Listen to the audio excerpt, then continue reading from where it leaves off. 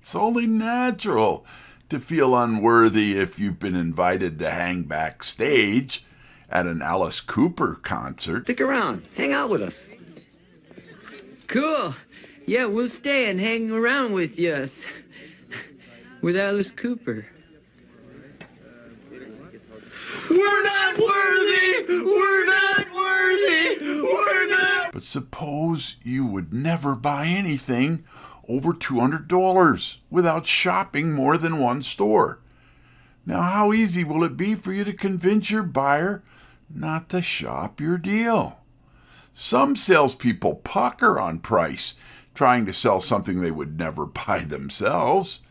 Can you get over that and close like a tiger? If you don't believe in what you're doing, then you probably won't do it very well.